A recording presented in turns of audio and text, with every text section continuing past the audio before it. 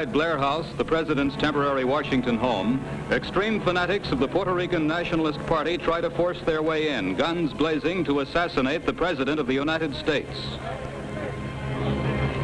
When the 3-minute shooting is over, assassin Griselio Torresola lies dead on the Blair House lawn, and White House policeman Leslie Kofelt is dying a few feet away. Assassin Oscar Collazo and 2 other guards are wounded as the plot is foiled. Police and Secret Service men examine the damage. A picket on the iron fence is knocked off.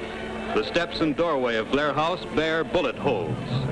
Only the guards' quick action prevented more casualties. At Washington's emergency hospital, the 24-hour guard watches over Collazo, who, despite a chest wound, recovers to face trial for murder. The president, who was taking his after-lunch nap upstairs in Blair House at the time of the shooting, emerged shortly afterward to attend ceremonies at Arlington. Americans of all political beliefs congratulate Mr. Truman on his escape.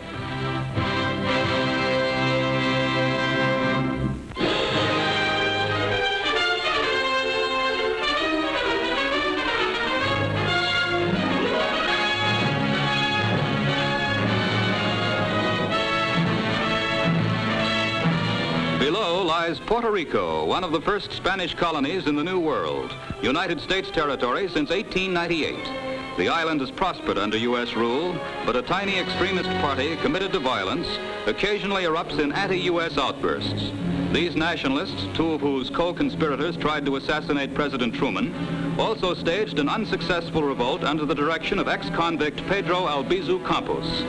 One of their targets was the island's first popularly elected governor, Luis Muñoz Marin, whose inauguration last year marked a climax in Puerto Rican progress toward self-rule. Under Marin, the Puerto Ricans now have as much political freedom as any state in the Union, and they're working out their own economic destiny as well. For years, Puerto Rico's biggest source of income has been sugar cane. Harvesting, though picturesque to tourists, is backbreaking work for the 150,000 men who still cut the cane by hand. Brahma steers, imported from India as the beasts of burden, are slowly being replaced by tractors, trucks, and other machinery. The total income from sugar this year is almost $140 million. Of this, 60% goes to the islanders. To help establish a balanced economy, mainland industries have been encouraged to open Puerto Rican branches by a 12-year tax exemption. Drawing upon a labor force of 200,000, almost 100 major industries, many of them financed by the islanders, have been established there in the last 4 years. The slowly rising standard of living has also brought mainland-style department stores.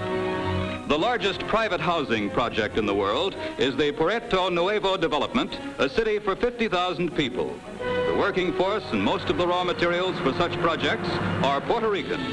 Puerto Rico, impoverished since the days of Columbus, reaches new heights of democratic progress.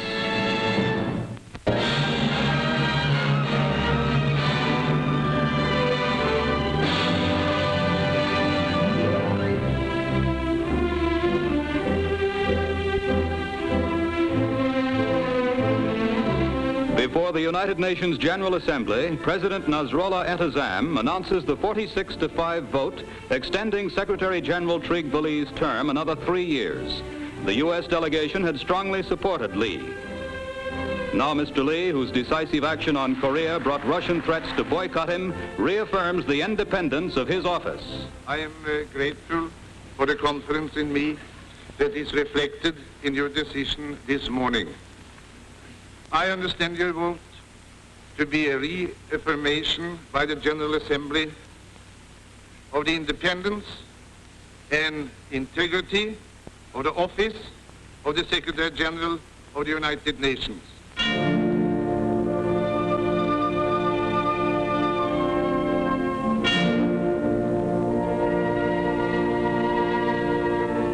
Sweden lays to rest King Gustav V, dead at 92. The new king, Gustav VI, leads a funeral procession which includes the kings of Denmark and Norway and the president of Finland. For nearly 43 years, Gustav V ruled over a Sweden at peace.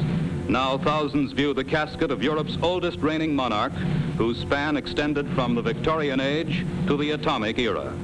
Through Stockholm, his body passes on its last journey as a nation mourns a democratic king who ruled long and well.